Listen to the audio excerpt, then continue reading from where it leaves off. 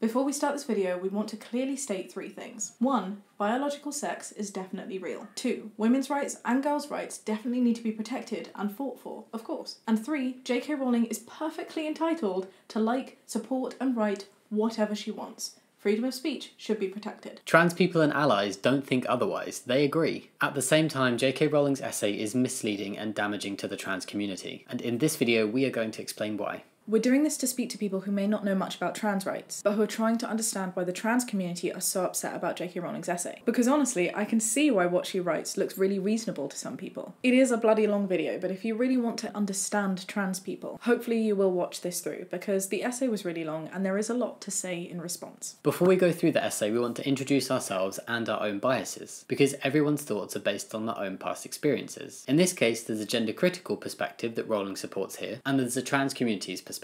We're going to discuss both sides so you can make up your own mind. My name is Shaba and I am a cisgender woman. Cisgender is merely an adjective used to describe someone who is not transgender to save time. So instead of saying transgender women and non-transgender women, you can say trans women and cis women. Both of these terms fall under the umbrella of woman, but lots of people think, why are you labelling me as cis? I don't want that label. I didn't agree to be called cis. You're still a woman, see? Still under the umbrella, it's just an extra adjective for you. In the same way that I'm an adult woman, or a brown woman, or an English woman, or a human, or a mammal even, I am a cis woman. It's not something to take offence at, and it's not something that is actually to do with us as cis women. It's so that we can expand the umbrella to also accommodate trans women. I'm also a doctoral researcher in psychology and computer science, where I look at communication and social media, and I'm also in a relationship with Jamie. My name is Jamie, and for those of you who don't know, I am a transgender man. I came out at 17 years old, and through a combination of private and public healthcare routes, it's taken me to the age of 25 really, nearly 26, to feel like I've finished my own personal transition. So it's about 9 years. I'm still trans, and I will always be trans is part of my journey, but I'm at a point where my transition is fully baked. I'm also a doctoral researcher in the field of transgender wellbeing and development, and I've been doing this research for around 5 years now. We have done our best to make sure that everything that isn't our personal experiences is cited on sources that are trustworthy and reliable. We've decided to do this together to give two perspectives. One as a trans person who is the focus of exclusion by gender critical theory, and one who, like most gender critical people, is a cis woman, me, and who also wants women's rights, including cisgender women's rights, to be protected. I too definitely support women's rights. My opinion on J.K. Rowling's piece is that it's misinformed and made up of half-truths from unspecified sources that are packaged into something that does actually sound intelligent and quite reasonable, and this can sway the minds of people who know little about the trans community against them. I too can fully understand why people reading J.K. Rowling's essay without knowing much else might come away feeling negatively or even fearful of trans people. This isn't to say that J.K. Rowling has done this intentionally or maliciously. We can't comment on her intentions. But what we can comment on is the danger of sharing these thoughts on a really large platform without citing any sources and without sharing the full picture. We'll speak about both sides, of course, but just like with the Black Lives Matter movement, it's really important for all of us to take the time to educate ourselves on a variety of experiences to truly understand the importance of what's happening. We've mentioned gender critical perspective quite a lot. You might have heard of TERF too. TERF is an acronym that stands for Trans Exclusionary Radical Feminist. A radical feminist, Viv Smythe, brought this term into use to describe people who were radical feminists who were also trans-exclusionary, hence TERF. She did, however, go on to say that the acronym should perhaps be TES, because many are just transphobic or anti-trans and not actually feminist. A lot of trans-exclusionary people find the term TERF to be derogatory, and we're not here to debate on its use today or upset anyone. Just know that references to TERF or TERFery recognise the gender-critical perspective that believes that gender identity does not exist, only biological sex. And on this basis, trans women are not women, they're men, because women only have XX chromosomes based on biological sex. To put it even more simply, I want to make it very clear that gender identity and biological sex are two very separate things, and it's important that you understand the difference of this to understand the conflict between trans exclusionists and the trans community and its allies. Biological sex is what you're physically born as, and it's what the doctor assigns you as when you are born at birth, right? So male or female. There's intersex people too, of course, but trans exclusionists argue that there are a majority of traits that each of these people have that can still assign them into the male or female bucket. Now here's the kicker that trans exclusionists don't mention. Trans people agree that biological sex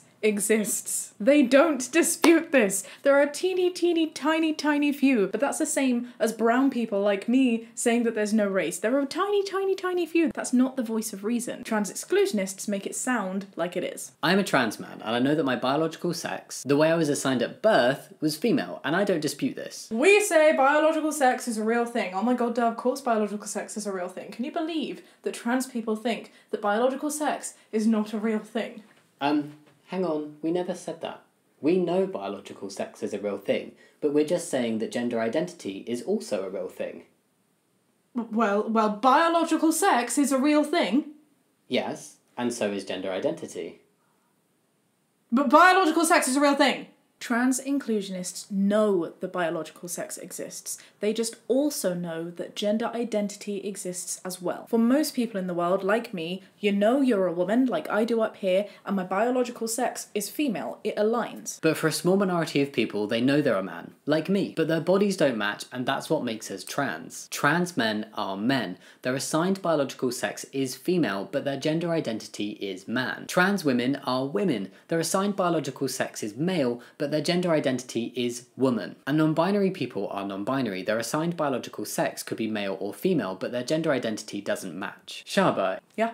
If your body suddenly disappeared and you were just a floating head, would you still be a woman? Yeah.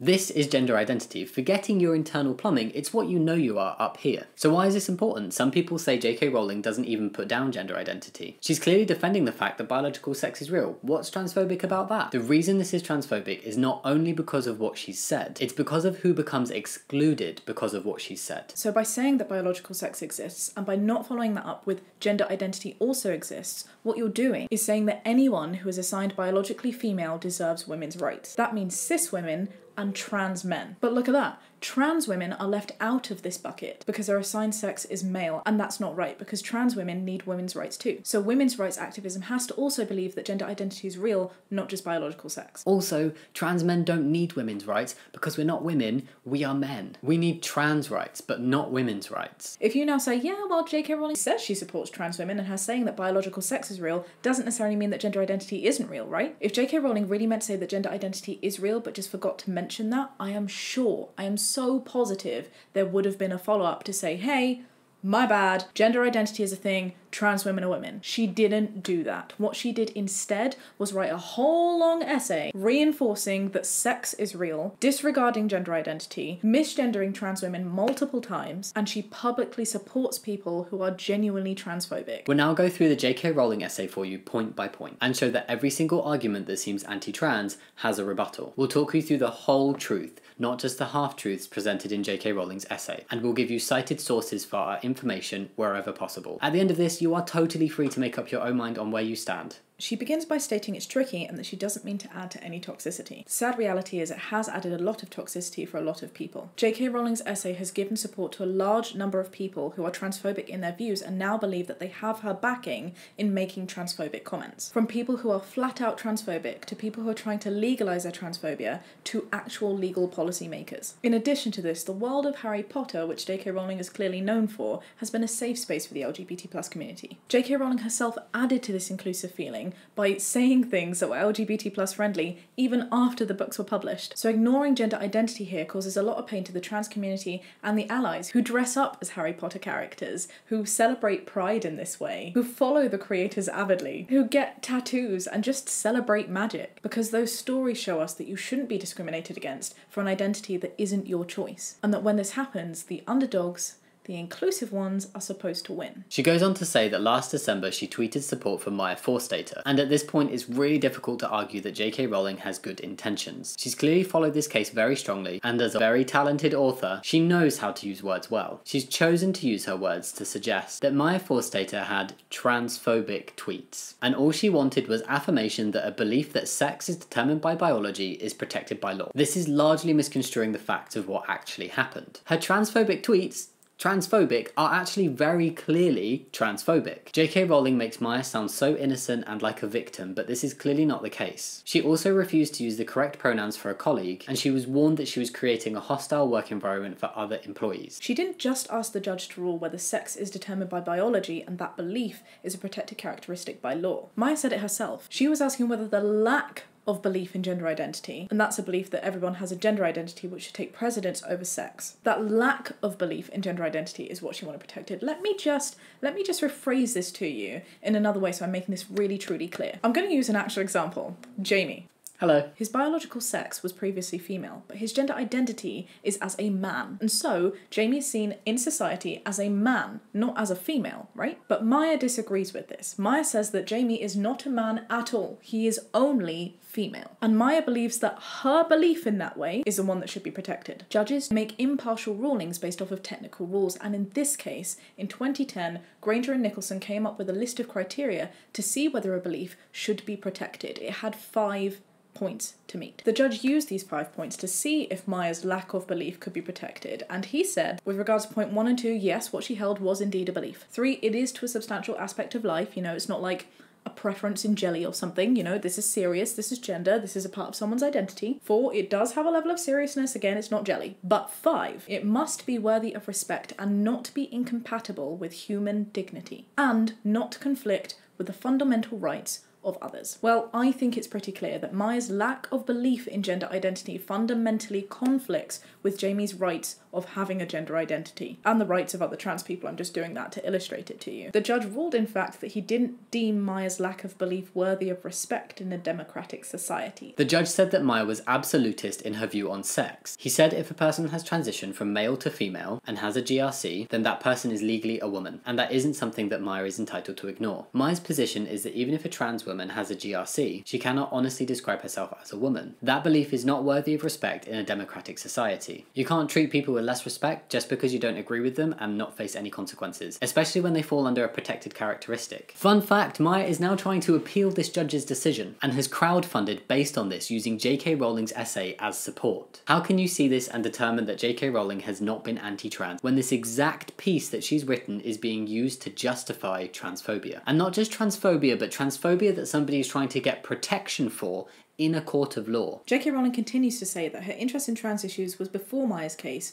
by about 2 years. She looked at the concept of gender identity closely. She said she'd done a ton of research, seeing trans people, psychologists, doctors. Her interest is professional because she's apparently writing a crime series with a female detective, and it's also personal. J.K. Rowling doesn't link to anything she's read or give any citations, which makes it really hard to feel assured that she's actually done her research when she just says, I've read some stuff. Especially when most research in the field supports the existence of gender identity and the validity of trans people, and disagrees with the trans exclusionist points that cis women need to fear trans women, or that men pretend to be trans women. We actually came across a great graphic that says, when you debate a person about something that affects them more than it affects you, remember that it will take a much greater emotional toll on them than on you. For you, it may feel like an academic exercise, but for them, it feels like revealing their pain only to have you dismiss their experience and sometimes their humanity. The fact that you might remain more calm under these circumstances is a consequence of your privilege, not increased objectivity on your part. Stay humble. J.K. Rowling might be fueling her professional interest in the debate on gender identity, but her interest in and subsequent influence over the attitudes towards trans people causes an immense amount of pain and distress to people who are actually trans and who are now having to defend their rights to people who, before Rowling, shared her views, were either neutral or just didn't care. They were oblivious towards trans people's existence. But they're now seeing trans people as a danger and an ideology, and that's not right. If a large group of trans people are telling you that something is wrong, please listen to them. She goes on to say that whilst researching and learning, she's had accusations and threats from trans activists on Twitter. It started when she accidentally liked a tweet instead of screenshotting something to look at later. People took her like as evidence of wrongthink, and she's been low-level harassed ever since. You know what? Whether it was an intentional liking or not, J.K. Rowling is perfectly entitled to like, tweet, support, do whatever she wants on that Twitter platform, including supporting trans exclusionist views. And regardless of what someone's views are, and whether you agree with it or not,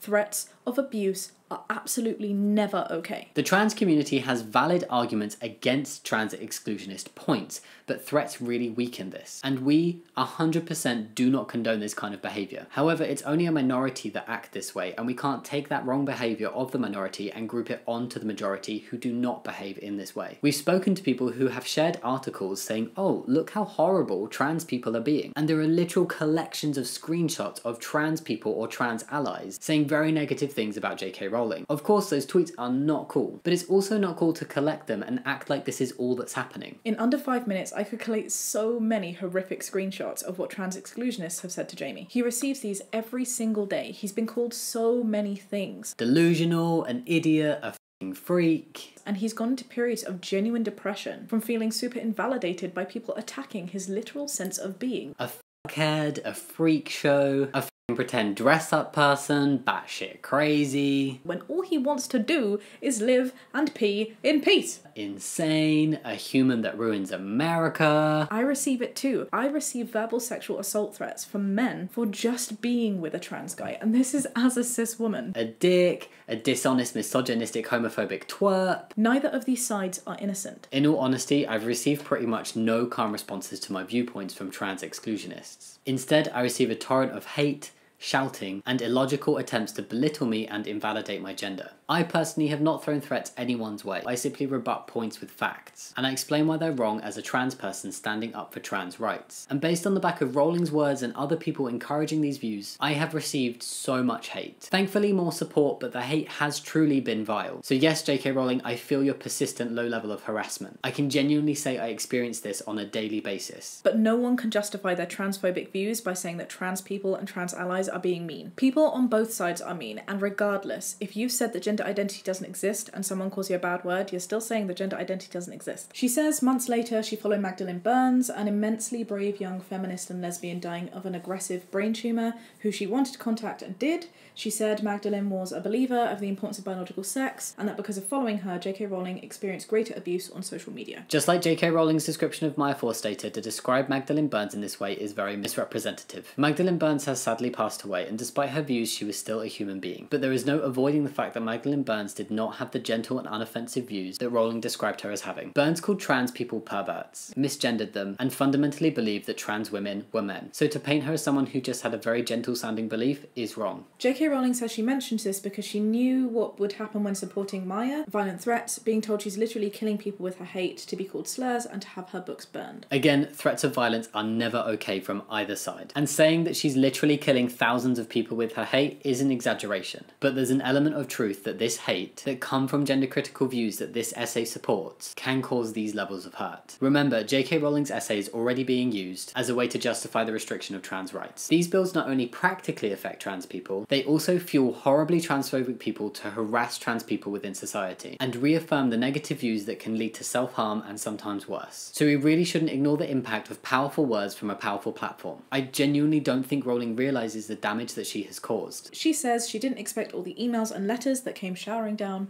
the majority of which were positive, grateful and supportive. These letters came from a cross-section of kind, empathetic, intelligent people, some who work with gender dysphoria and trans people, and all of who are concerned with how a concept is influencing politics, medical practice and safeguarding. Who are these people in the field of gender dysphoria? Having studied this field for 5 years now, I know the literature quite well, and I know of many academics, like Ken Zucker for example, who are in the field of gender dysphoria, but who are also very transphobic. Zucker is believed to have conducted a type of conversion therapy on trans kids, and just in 2017 compared trans kids to dogs eating dog food. JK Rowling also says that these people are worried about dangers to young people, gay people, eroding women's rights, and that a climate of fear serves no one, let alone trans youth, well. Now this sounds really scary, but really what are the dangers? What rights of women are actually being eroded by the inclusion of trans women? I cannot think of a single right that is removed from me, a cisgender woman, by including trans women. Trans exclusionists would normally jump in at this point and say, oh, but what about women-only spaces? JK Rowling actually mentions this herself later on, and we will get onto that, but she is right though. The climate of fear serves absolutely nobody. This fear against trans people and trans women in particular is completely unjustified. And people who had no opinion really on the trans community, on trans women, and who were just wanting to get on with their lives, and who were letting trans people do the same, now see trans women as a danger. If you really want to know what negatively impacts trans well-being, including trans youth, here are some facts for you. Attitudes towards trans people are more negative than towards LGB cis people, and trans people are subjected to anti-trans prejudice and social stigma. Trans people are at a greatly increased risk of suicide, but early referrals to gender clinics reduce this suicide risk. Trans people also have poorer well-being compared to cis people. Misgendering trans people leads to increased depression and felt stigma. The amount of misgendering and stigma that I have seen flying around in the wake of Rowling's essay is incredibly sad, and this is literally the type of behaviour that that negatively impacts trans people's well-being. She says she stepped away from Twitter as it wasn't helping her mental health, preach, and that she's now returned to share a free children's book during the pandemic. That is awesome. What an incredible resource for kids. She also says that activists swarmed, policing her free speech and calling her hateful slurs and a TERF. And again, hate is not okay and freedom of speech is allowed. But I and many other trans people experience unjustifiable hate from trans exclusionists every day. She goes on to define TERF, which you know about from the beginning of this video, and she says that lots of women are called this when most are not even radical feminists. This is true, most people are just trans haters with no sensible agenda. It's why we're trying not to call people TERFs, but trans exclusionists. She gives examples of TERFs, including a mother of a gay child who is scared their child will transition to escape homophobic bullying. Now again, this isn't cited, and if someone was gay and used this as the sole reason to transition, they wouldn't be given the go-ahead at a gender clinic. What has been shown in peer-reviewed studies is that trans people are viewed much more negatively than cis LGBT people. Think about it though, do you really think that generally trans people face less bullying and harassment than cis LGBT people? The thought that someone would transition to get away from discrimination does not match with what the research shows. J.K. Rowling gives another example as well. She says there's an unfeminist older lady who's vowed never to visit Marks and Spencer's again because they're allowing any man who says they identify as a woman into the women's changing rooms. M&S shared earlier this year that they're changing the policies of their changing rooms, to allow people to enter the changing rooms based on their identity. So trans women can use a woman's changing room because they are women, not because they are men who identify as women. J.K. Rowling saying this is one, gaslighting because they're not men, they're women. And two, it's transphobic because J.K. Rowling is saying here that these women identifying people are men, and that is discriminatory. The truth is, you can protect cis women rights and trans rights simultaneously. Baroness Nicholson, who is a peer in the House of Lords in the UK, and is also very transphobic, she called trans women activist Monroe Bergdorf a weird creature and actually misgendered her. Nicholson tried to tell the chairman of M&S, Archie Norman, that allowing trans women, or men in Nicholson's eyes, to use female changing rooms makes it unsafe for women and allows for voyeuring. Archie responded with something really important, and it's a point we would love for you to remember. Theoretical arguments sound scary, but in practice, there are simple solutions to the worries that trans exclusionists have. Archie reassured Baroness Nicholson that M&S fitting rooms provide secure and private spaces with individual lockable cubicles. Practical solutions, so easy everybody is happy. Do you see how M&S were trying to do a really progressive thing and just try and accommodate trans people who really honestly just wanted to try on clothes and feel validated in them? Do you see how Baroness Nicholson made it sound super scary that actual men were going to come in and peer at women? Do you see how in practice this isn't actually a concern because all of the changing rooms are individual and locked? Do you also see that trans women can also be the victims of people voyeuring or peeking, and that cis women can also be the ones doing the peeking? And that means that this worry exists regardless of trans women. Trans exclusion arguments are based on fear, and J.K. Rowling has bought into this fear. But in practice, this is truly an unfounded fear. And even though these fears are unfounded, it's easy to resolve them with individual spaces. In this whole point from J.K. Rowling, it doesn't reference trans women, but men pretending to be women, of which there is no evidence of it happening. Do you know what does happen often though, which makes trans exclusionists significantly less feminist? Policing who uses a gendered space based on appearance and whether someone is arbitrarily judged as being trans or not is not just wrong, it also leads to both trans and cis women being rejected from women's spaces. Because what happens is women who are tall or more masculine looking or sounding, you can be a cis or trans woman and still have any of these traits. These women are gonna be rejected from women's spaces. It's already happening that cis women who are being judged as being more masculine are being questioned over their rights to be in a woman's toilets. One cis woman was even sent to a men's jail simply because she was taking estrogen pills, and they assumed she was a trans woman because of this. J.K. Rowling ends this section by saying that ironically, radical feminists aren't even trans exclusionary because they include trans men in their feminism because they were born women. This is a really odd statement, and actually it shows to me that J.K. Rowling doesn't know what she's talking about and she's just entirely misguided. Most trans exclusionists actually ignore the concept of trans men entirely, and the reason for that is because those that do include them contradict their own arguments. If you include trans men in your feminism, you're essentially saying trans men are women, and that you would be happy for trans men like me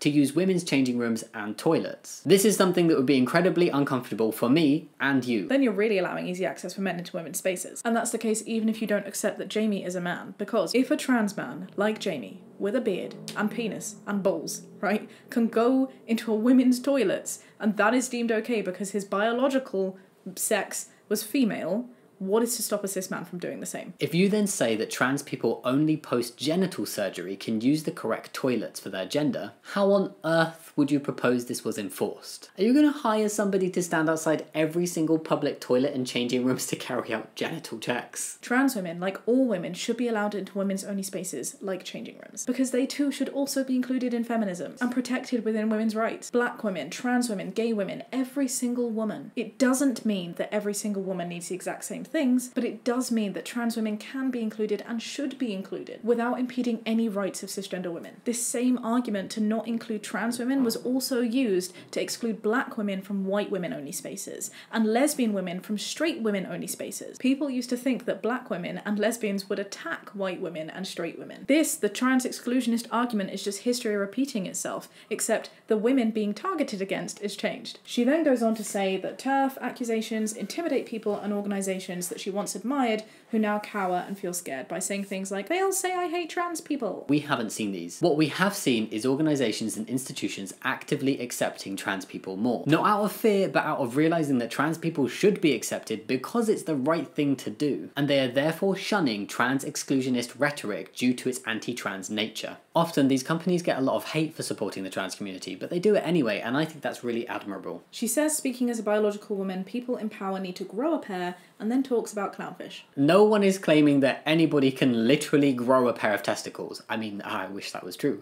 But good job again trying to make trans people look crazy. She then says she has 5 reasons to worry about new trans activism and is speaking up. Her first point is that she gives to charities that emphasise women and children's fights, female prisoners and survivors of abuse. Trans people and allies agree. We do. We also, funnily enough, support these rights. The difference is trans inclusionary views expand the definition of women to include not just cis women, but trans women too. But also, trans women deserve and need protection as women. The murder and violence rate against trans women is astronomical. Transgender and cisgender are adjectives, like tall and short. Just because a woman is transgender doesn't mean that she should be denied the protections of a woman, just like a short woman shouldn't be denied the same protection and rights as a tall woman. And basing the definition of woman on gender identity instead of biological sex doesn't erase the experiences of cis women like me at all. If you're a cis woman, your gender identity is that of a woman anyway. So you still get the rights that trans women get. Trans women just get them too. Sure, there are differences, and some aspects of feminist discussions won't include trans women, in the same way that they might not include cis women who have had a hysterectomy, or an intersex woman who has internal testes instead of ovaries. This is when the trans exclusionists say, but what about the predators who pretend to be women? Put very simply, these people are not trans women. They are not women. This is a separate issue, and just because some bad people might choose to use trans women as a scapegoat, it does not mean that trans women as a whole group should be penalised. Predators and trans women are separate, and separate issues that people really need to stop conflating. We don't say that all Muslims are terrorists just because a few Muslims happen to carry out these very tragic acts. We also don't say that all white men are serial killers just because a few people happen to be. The uproar would be phenomenal. So why is it suddenly okay to assume that all trans women are just men pretending to be women who have malicious intentions towards women? If you spend any substantial time with trans people in real life, you will know that they just want to live normally, like me,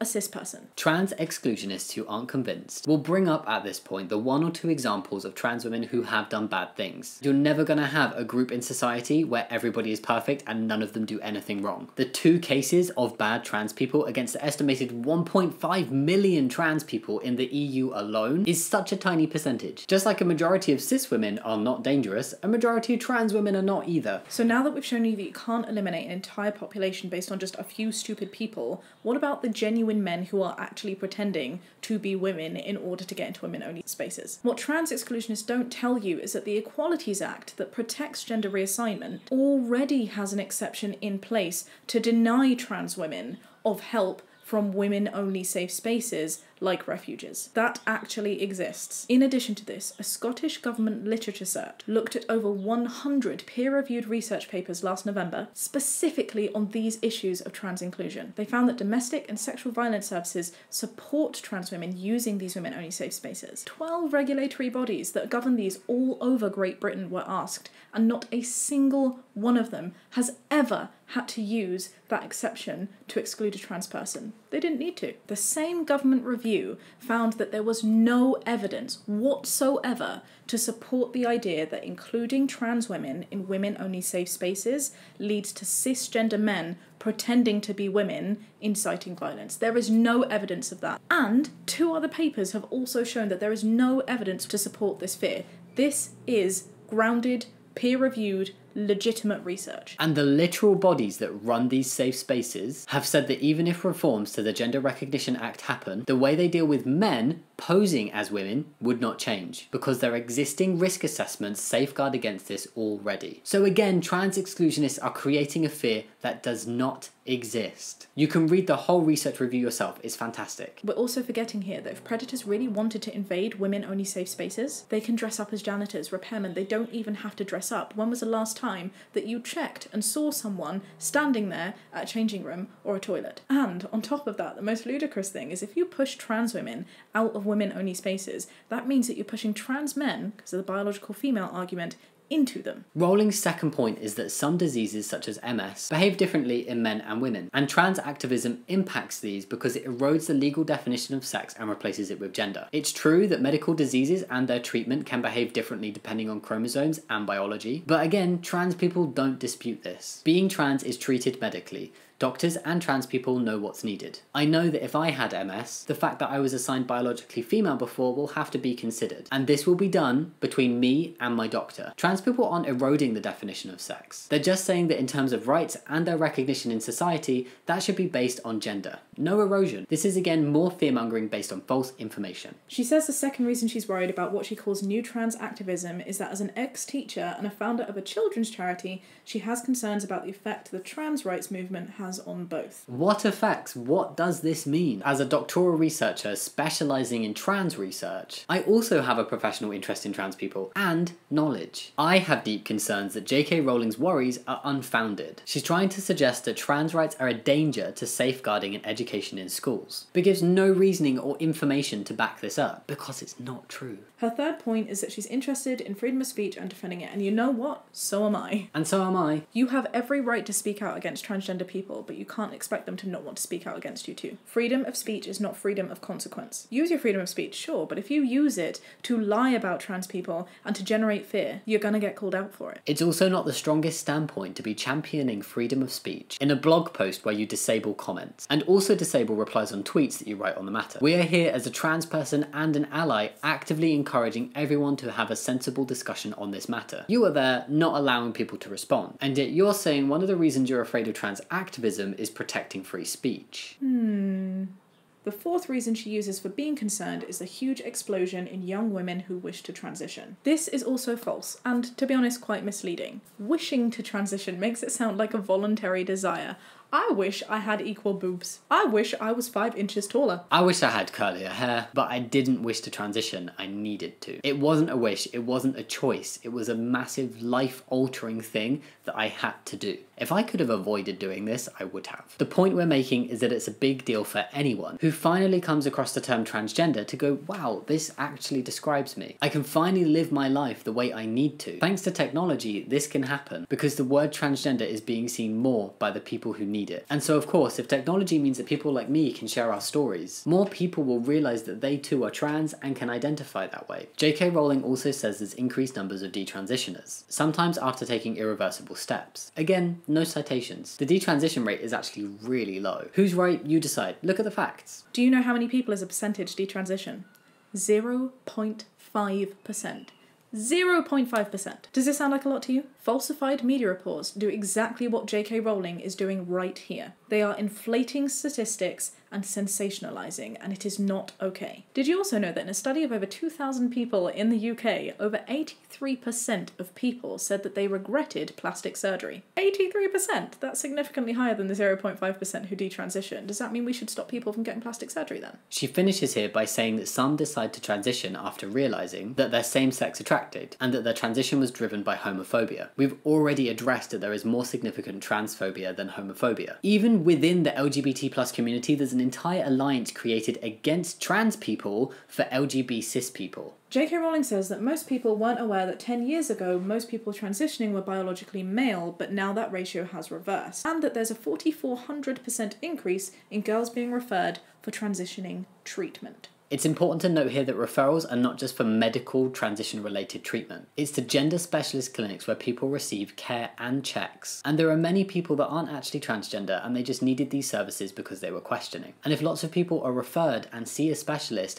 and then realise that transitioning isn't right for them, that's not detransitioning. That's just going through a process to confirm your gender identity, and there's no harm in that. You don't just walk into a clinic 2 days after having thoughts that you might be trans and then walk away with a prescription for hormones and a referral for irreversible surgery. It's a very long process with a lot of waiting and a lot of hoops to jump through. Just us trans people, we know. It's taken me to the age of 25 really, nearly 26, to feel like I've finished my own personal transition. So it's about 9 years. Young people experience even more rigorous checks. In the UK, people under 16 do not receive hormones on the NHS, and no one under 18 has surgery. So not only is this higher referral rate partly a reflection that not everybody using the services is trans, and that's something that is fine, but it also reflects the fact that our population is increasing and reflects the fact that more people are able to realise they are transgender from a younger age because being trans is spoken about more within society. And that's not a bad thing. J.K. Rowling goes on to say that autistic girls are overrepresented. It's a very low blow and somewhat ableist to imply that people with autism can't be knowledgeable on their own identities. She again also didn't cite this and is seeming to try to imply that maybe autistic people transition more. I don't know. We actually found a paper that looked at this. The paper itself stated that this research is very preliminary and that the scale they used artificially increases autistic traits in trans people and that they only look at autism in trans people. Again, you can make up your own mind on this. We have linked the paper. She goes on to say that this is also seen in the US and that in 2018 Lisa Littman explored this. Littman found parents who were describing an unusual pattern of trans identification and that we should consider social contagion and peer influences as factors for transitioning. Her papers caused a furore because Littman was accused of bias and spreading misinformation. She was subjected to a tsunami of abuse and a campaign to discredit her and her work. But she suffered as Maya did because she dared to challenge a person's gender identity is innate, like sexual orientation, and that nobody, activist says, can be persuaded into being trans. Whew. That was a long one. This again sounds so innocent on the part of Littman, and yet again is misinformation. Rapid onset gender dysphoria was theorised and published by Lisa Littman, and has been widely rejected by the scientific community, with even people in her own department calling her methods flawed and below scientific standards. One huge flaw is that trans people themselves were not asked anything in her research. Of course parents are going to be more likely to report feelings that things were sudden. It's something that a lot of kids have to hide until they are ready to come out, and parents won't know this. Shaba, Oh yeah? did you know that all brown people hate ducks? What? It's true. This research asked a small amount of friends of brown people, and that's what they said they saw. Hey, it's scientific research. Do you see how silly that sounds? You can't even begin to assume that something comes on rapidly for a group of people when you don't actually speak directly to them. No health professionals were included in this either. Imagine getting a couple hundred parents, many who are struggling to accept that their child is transgender because it's a difficult thing to come to terms with, but also because Littman used a biased recruitment method by posting her survey on anti-trans websites. And from these responses alone, she determined that being trans was socially contagious. The leaps made in this study are astounding. Even the literal World Professional Association for Transgender Health has stated that rapid onset gender dysphoria is not recognised by any professional association, and they've warned against the use of official sounding labels and acronyms that just, quite frankly, are premature and inappropriate. This paper has caused so much damage, and it scares people into thinking children go on YouTube and suddenly become transgender. Trust me, trans people are the last ones to try and make others live as a gender that they are not, and I would never encourage somebody to be trans if they were not trans. She goes on to say that trans activists argue if you don't let a gender dysphoric teen transition that they'll kill themselves. A psychiatrist who resigned from Tavistock stated that claims do not align substantially with robust data of studies,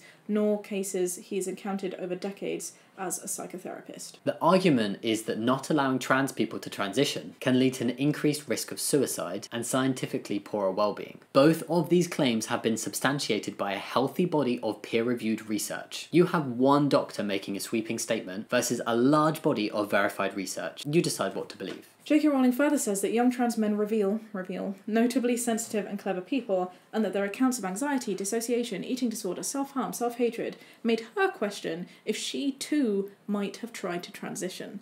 The allure of escaping womanhood would have been huge. She had severe OCD as a teenager, and if she'd found a community online that was sympathetic, she could have been persuaded to turn herself into the son that her father openly said he preferred. J.K. Rowling is insinuating here that she would have been persuaded to escape womanhood, and that OCD could lead to you being trans. Trans men, like me, did not transition to escape womanhood. There's no justification or reason. It's not something that I strategically chose. I am a man, and I knew this before I even heard the word trans. It's not something I chose to be. It's something I knew I was when I found the right words. J.K. Rowling making it sound like transitioning is an easy option to escape womanhood is incredibly disrespectful. And it's actually where trans exclusionist logic really falls apart. If trans men transition to escape womanhood, right, why are there trans women? Why would people who have male privilege choose to give that up? Then trans exclusionists say, well, trans women are just gay men trying to escape homophobia.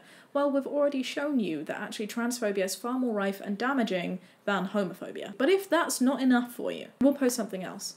Why are there trans women then who also identify as a lesbian? This is someone who has transitioned away from male privilege and straight privilege and is now subjecting themselves to transphobia and homophobia at the same time. Why do these people do it? It's because it's not a choice. Gender identity is what you are, and saying otherwise is transphobic, not feminist. This argument is incredibly weak. Saying that trans people transition to gain certain privileges or get away from certain discriminations makes zero sense, and can only ever be used for one trans group at a time, otherwise it crumbles. Anti-trans narrative constantly contradicts itself, which is why it's so illogical. Honestly, it'd be so much easier if you just said that you were bigoted towards trans people. I, for example, get called a misogynistic mansplainer. Trans exclusionists clearly recognise me as a man to call me a mansplainer. But then I get told by the same people that I'm a woman because I used to experience periods and men can't do this. So what is it? Am I a period-having woman or a mansplaining man? I also simultaneously get called homophobic by trans exclusionists, and by the same group I'm called a lesbian because I'm in a relationship with a cis woman. So what am I, a lesbian or a homophobe? You need to either accept that Jamie is a man if you want to call him misogynistic and say that he's mansplaining it to you, or accept that you're transphobic in calling him a woman, but then if he's a woman, should you really be silencing him on topics that are about feminism? She then goes on to say she remembers how mentally sexless she felt in her youth.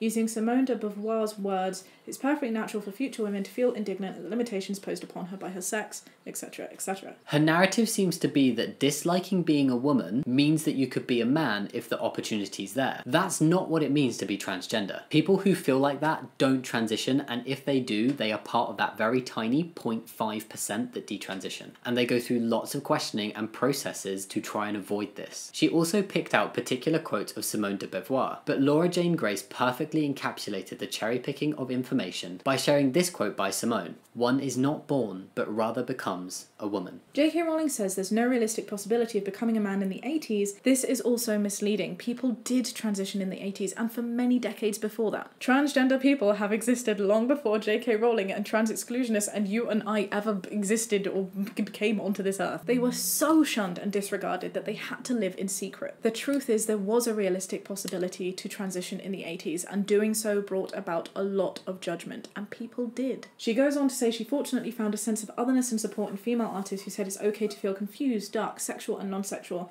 and unsure of what or who you are. This is great that she found support, but trans rights are really not trying to undermine women's rights, and trying to connect invisible dots between trans men transitioning and women receiving scrutiny and judgment is not moral or factual. Women's rights still have a way to go to get the recognition and respect deserved in society. We wholeheartedly believe this. But this really won't be achieved any quicker by throwing trans people under the bus. You can fight for women's rights and trans rights at the same time, and sometimes these do overlap. Trans women are women and therefore need trans rights and women's rights. Another important thing to note here is the use of the term female bodies, because this excludes trans women and implies that all trans men face sexism based on their birth sex. Being a woman is not simply having a vagina or periods or XX chromosomes. Lots of women don't have some of these things, and it doesn't make them any less of a woman. These factors can be part of a woman, but it's not the only thing. And I, as someone with XX chromosomes and who used to have periods receive none of the discrimination that women face. But J.K. Rowling's generalization of female bodies includes me in this when I shouldn't be included. Trans women live as women in society. When women are catcalled in a street, nobody knows what their genitals look like. When women are passed over for a promotion or paid less than their male colleagues, nobody knows if they have periods. When women are harassed or abused or intimidated by men, their abusers don't check to see if they have XX chromosomes first. Fighting for trans women to be included in women's rights does not erase cis women's experiences, like the fact that tampon tax happens or that female genital mutilation exists. These are of course still issues that need addressing, and you know what, trans women will support this too, but feminism is needed for more than just genitals, and basing women's rights on just genitals is degrading to all women, not just trans women. Of course, genitals are a part of it, but it is not the whole story. She goes on to say that transitioning is a solution for some gender dysphoric people, but that studies show 60 to 90% of dysphoric teens grow out of dysphoria. The reality is that research into this has had their methods and data questioned. These studies were also into prepubescent children, not teenagers. And there are findings that if gender dysphoria continues into early puberty, it's almost certainly permanent. Yes, not all kids who show dysphoric symptoms in childhood will show them in adulthood. This isn't news, but if you're stating these percentages, you can't ignore the age of kids when this is found, and the many critiques of the studies that find a higher rate of growing out of gender dysphoria. It's also important to highlight that access to any kind of medical or permanent treatment is either difficult to get or downright just not available to children. No actual child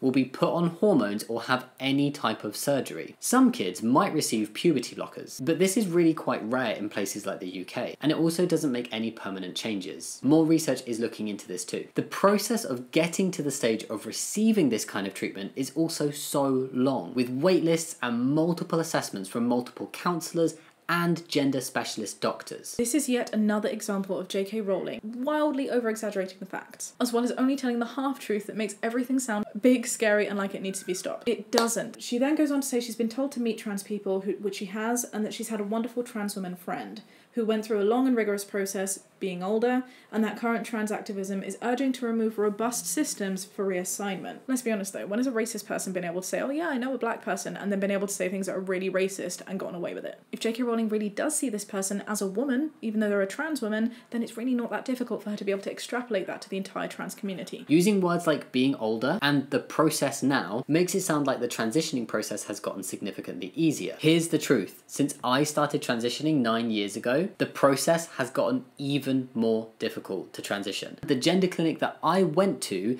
brought in a new step which meant you had to have even more appointments before getting any medical treatment. She says a man that intends to have no surgery and take no hormones may now secure a gender recognition certificate and be a woman in the eyes of the law, and that many people aren't aware of this. This has always been the case. It's never been a requirement. Also, saying a man who intends to have no surgery is incredibly disrespectful to trans women and misgenders them. J.K. Rowling is confusing the process of transitioning and accessing healthcare to the process of getting a gender recognition certificate, or GRC. A GRC allows trans people in the UK to be legally recognised as their gender by having their sex on their birth certificate changed. The process for hormones and transitioning is completely separate. Trans people can still access all spaces of their gender otherwise. They can change their name and their gender everywhere else on their passport and their driving licence, on their utility bills, without a GRC. Not many trans people actually have a gender recognition certificate. So why is it now being spread that making this process and this access easier will lead to predators apparently getting one and then using it to attack women? They wouldn't even need to pretend to be women. They can just walk into women's toilets and changing rooms.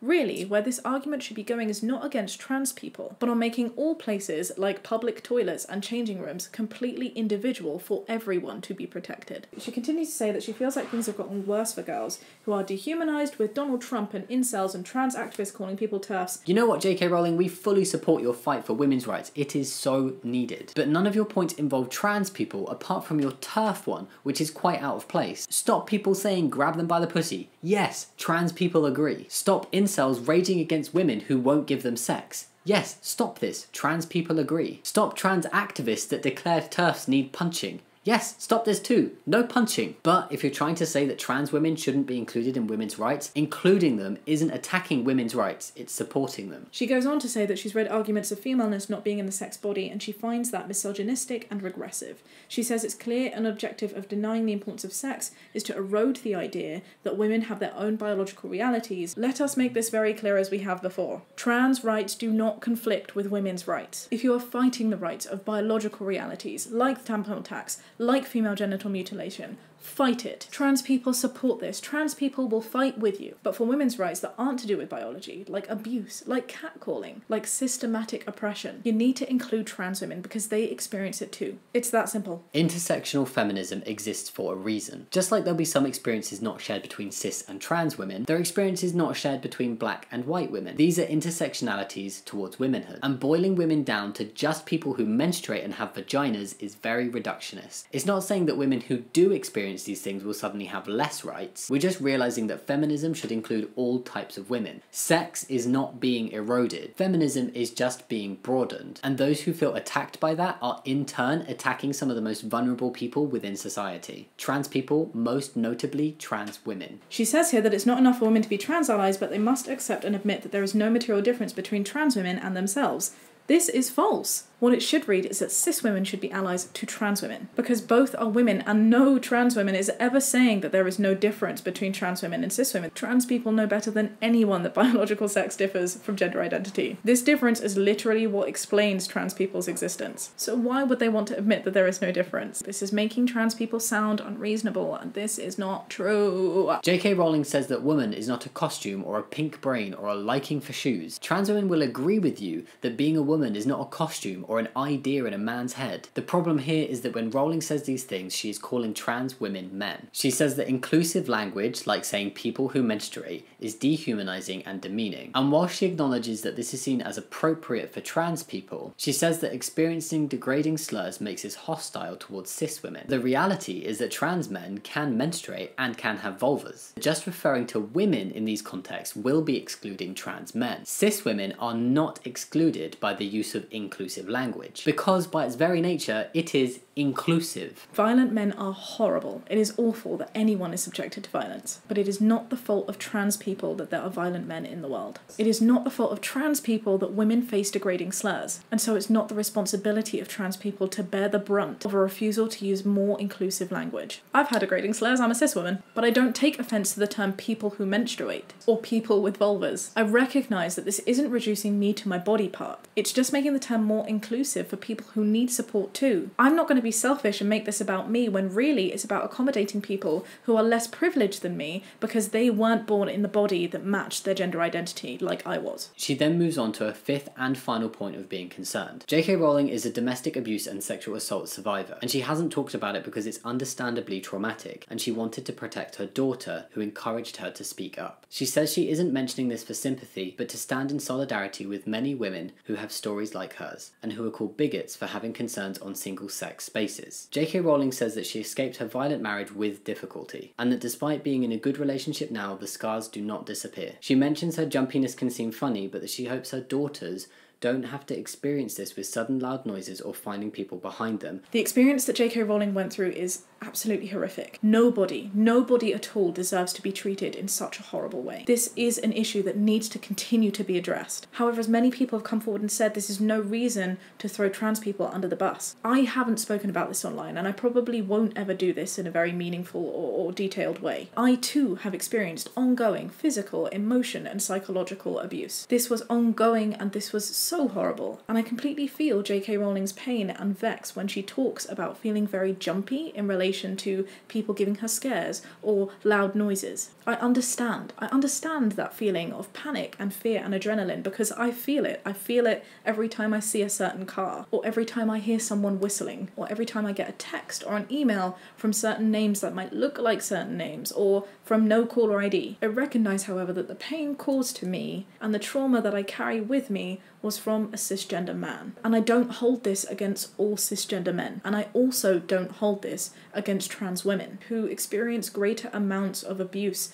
and greater trauma than cisgender women will ever experience. And that is terrifying. And that makes me feel so disheartened to see someone try and use their experience of trauma to push down trans women who feel your trauma and who stand with you, cis women, with us in the fight to stop our children from feeling this trauma, and who also need protection from the same trauma, often worse trauma. She goes on to say that if you go in her head and see trans women dying at the hands of violent men, you see solidarity and kinship. She can resonate with this terror based on her own experiences. She says that the majority of trans people not only pose zero threat, but are also vulnerable, and that trans people need and deserve protection as they too are likely to be killed by sexual partners. She wants trans women to be safe, but doesn't want to make natal girls and women less safe. And that opening doors of bathrooms and changing rooms to men who believe or feel they are women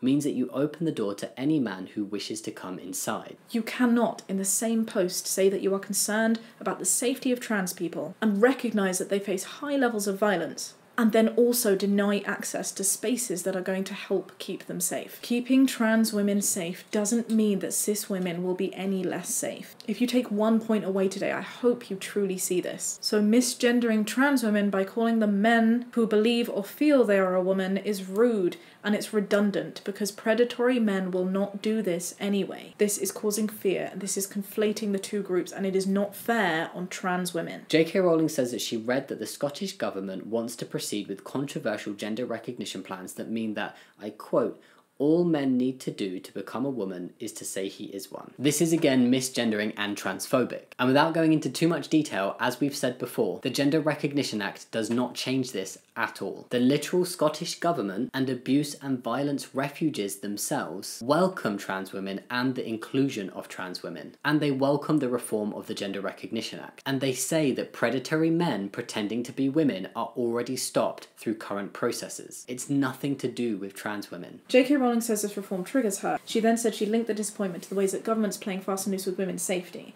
I hope you can see that everything that we have shown you today means that it does not affect women's safety. J.K. Rowling goes on to say that it'd be easier to tweet inclusive hashtags and that of course trans lives matter. To give credit, many trans exclusionists don't think this, so that's nice at least.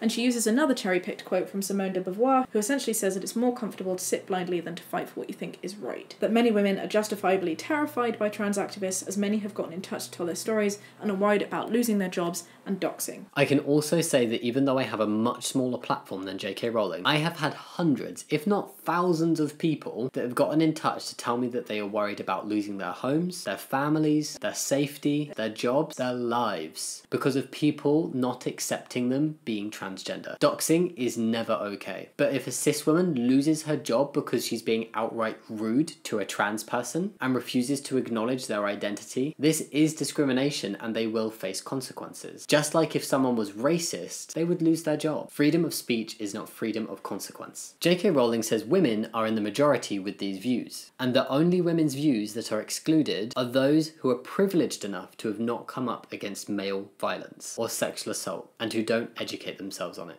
I am a cis woman. I have come across countless experiences of male violence, and I know very few women who have not experienced some form of sexual assault. And me and all of my friends are not in line with J.K. Rowling's views. In fact, after asking the public in 2016 and now, both have said that over 70% of women agree with including trans women in their fight for women's rights. Read the document yourself, take a look at the stats. And if you want to see countless stories of individual cis women accommodating trans women, then you should just look through the hashtag not in my name. That is the truth. That there is the majority. She said that no gender-critical woman that she's spoken to hates trans people. This is an outright lie. Most misgender and disrespect trans people and refuse their existence. But I hope you can see that by her trying to make the trans community and allies sound unreasonable, this is a damaging piece. She finishes off by saying she doesn't want a tiny violin. She's fortunate to be a survivor and only mentions her past because it shapes her opinions.